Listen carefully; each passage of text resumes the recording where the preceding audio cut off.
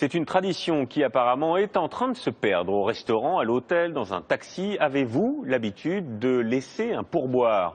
Obligatoire dans certains pays, ou presque, malvenu dans d'autres. Il est en France apprécié par les commerçants, mais tous constatent qu'il se raréfie. Alors qu'en est-il? Angélique Verger et David Fossard ont mené l'enquête. Regardez. Au restaurant, dans les bars, ce fut longtemps une tradition, donner un pourboire. Mais aujourd'hui, sur les terrasses parisiennes, un constat, la tradition se perd. Combien on pourboire? Là, je viens de commencer, le service vient de commencer, mais je pense qu'il n'y aura pas plus de 10-15 euros, je pense. Ça baisse. Pour les clients, le pourboire n'est plus automatique. Alors, ça m'arrive, lorsque je suis très satisfait du service, de donner un pourboire. En revanche, quand je ne suis pas satisfait, je ne laisse rien. Les Français sont de moins en moins généreux avec les serveurs, les coiffeurs ou les taxis. Selon une étude, 16% des Français avouent même ne plus rien donner. C'est 2 fois plus que l'année dernière, il n'était alors que 7%. Ce serveur a son explication.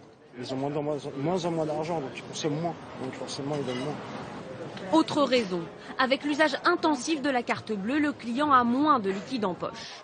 Pour cette chercheuse, il y a aussi des causes plus profondes. Tout le monde est salarié ou presque, et donc on se dit pourquoi je donnerais un pourboire à un serveur, à un voiturier ou à un coiffeur, alors que moi, dans ma profession, j'en ai pas, j'ai juste mon salaire, point barre. Le pourboire peut encore représenter jusqu'à 30% du salaire d'un serveur. Sur la côte basque comme ailleurs, on apprécie donc particulièrement les touristes étrangers, plus généreux que les Français.